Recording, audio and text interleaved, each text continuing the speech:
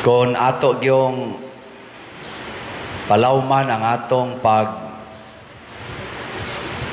pamalandong sa pagluwas nato, dili gyud sayon.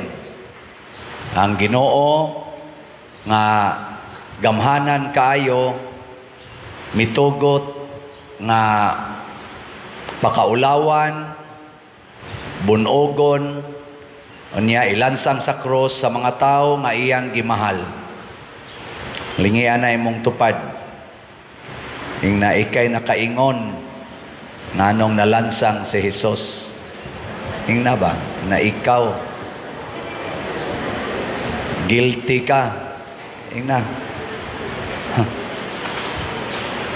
Kanang imong pagsigig pangasaba, kanang imong sigig yaw-yaw, sigig pamalikas, nang siging imong sugal, siging inom, siging panglibak, siging dinumtanay, kanang imong kadao, kanang imong kagarbuhon, kahakog, kanang imong pagkamalaw-ayon, pagkabakakon, maunay na ingnan, nganong ang buutan, mahigugmaon, nga Ginoo, namatay sa cross.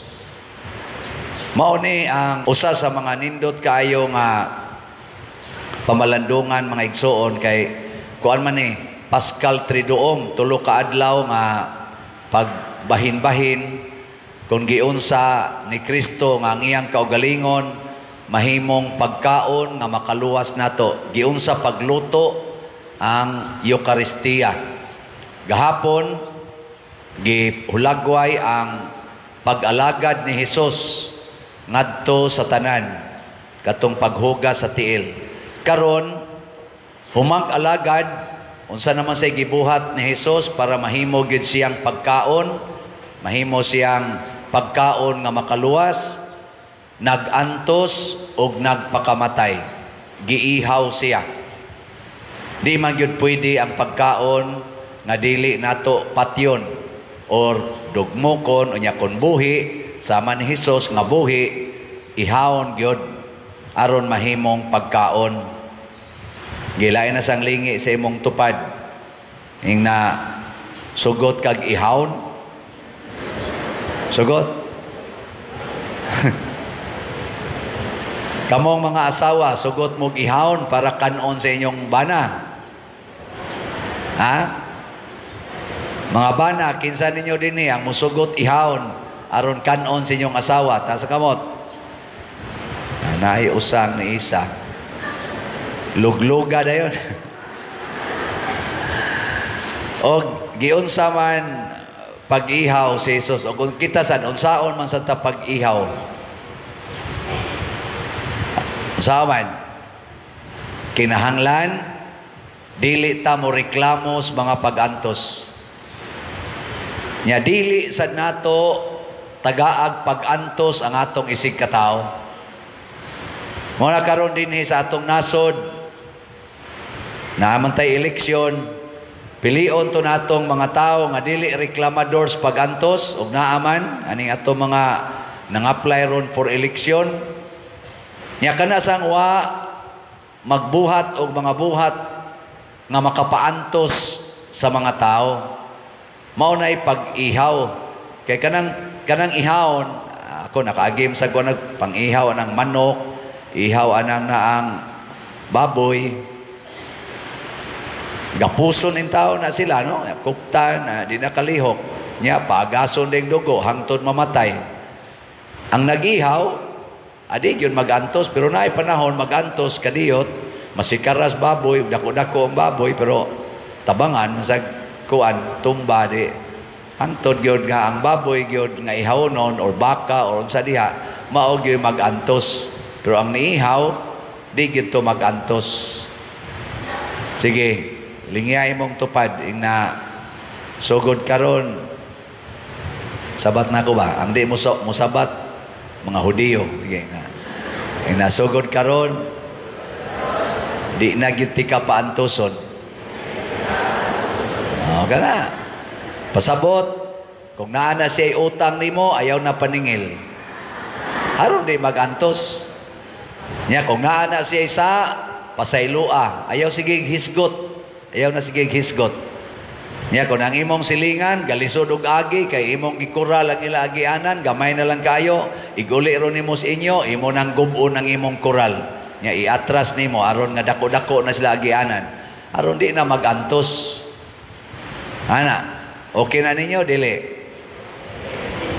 Mayo, kay na initubag, hinay kayo.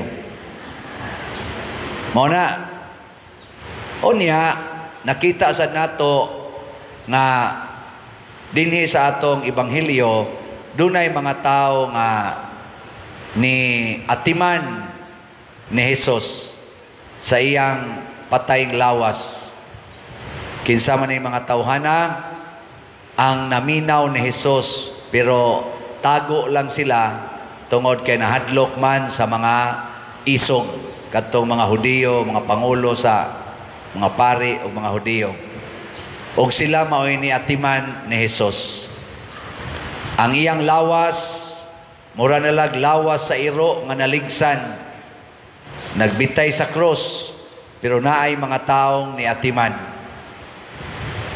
Kita, mahimo sa tang liwat ni Hesus, kung mo atimanta sa mga lawas or sa mga katawhan nga murag gibiyaan sa pag-atiman. Daghan kay tarog mga kanini ang katawhan nga nagkinahanglan og pag-atiman. Dinhi sa atong parokya, ang atong paagi sa pag-atiman ani mga taong biniyaan, kaning atong kolekta, sunod kaning atong aning slat-slat, karong pista na to, musunod aning sugod karong Lunes, mag-triduom na ta, inig kahuybis, first day sa atong nobina, karong Pitsa 24, nya, nangandoy tang makahatag untatag, 10 minos, mga 3,000 ka 5 kilo rice, ngadto sa atong category C o category D, nga mga parishioners, kanang lisod yung gayo. Unsa may atong categorization ini, category A, katong nindot og balay, nya nindot og income. Category B, nindot og balay, dili kayo nindot og income. Category C, bati og balay, nya naay regular income. Category D, bati kay balay, wa pagay klarong income. Mao nay atong categorization. Lingiyay mong tupad. Ing naasa ka ana. Naasa man ka nabilong. Sa A, nindot og balay, nindot og income. B, nindot og balay, bati-batig income. Ang C, bati og balay, bati og income, pero naay income. Ang D, porting bati as balay, wa pagay klarong income. Sa mga D nato dinhi, naay nang apply nga magpatukod og balay, sobra mga 200, mga almost 300. Kaya di na gid sila kapuyo silang balay. Ang atong nabuhat, naapas mga 135 ka mga balay ang atong natukod. Sukad ko na himong pari dinhi. Daghan pa, tukuronon. Nya, sige mo palit og slat, basig makatukod-tukod gyud ta. So, ayaw palabya ang atong Easter Sunday nga dili mo makapalit og slots. Saman, deal or no deal? Maayo. Human ani karon mo venerate ta sa cross. Human aning atong liturgy of the word. Kada nato dool sa cross, hatag ang imong commitment. Ginoo, muantos ko para nimo o para sa akong isig katao. Mao nay isulti niya inigdool nimo diri. Ayaw pag-ingon, Ginoo, ayuha ko sa akong sakit. Ginoo, tagae ko grasya. Wa. Mas may pag magdaan na kadaan sa imong ihulog sa sibot o sa basket. Nya ighulog nimo, maingon din ka, Ginoo, muantos na koron para nimo o para sa akong isig katao. Tudloi ko. Haron inighumana aning atong selebrasyon dinhi, mo prosesyon ta didto, mura na tag nag-pilgrims of hope. Mupanaw na ta padulong sa langit, kuyog sa nagpakamatay nga Ginoo, kuyog sa iyang inahan nga nagmasulubon, kuyog sa mga santos nga nakasunod sa pag-antos o kamatayon sa atong Ginoo. Kana mo'y ato rong kuyugan, ighumas prosesyon, aron mabalik ta dinhi, doon na natay renewed commitment as Christians, as Catholics. Daghan kay karon ang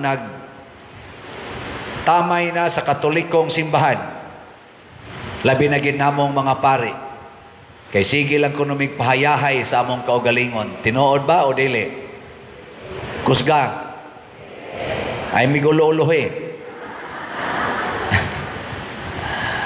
Daghan sad ang nagtamay karon sa ato mga government officials kay labi na dinis Pilipinas, kay sige lang pahayahay sa ilang kinabuhi, uman sa eleksyon, sige lang pahayahay. Tinuod dili?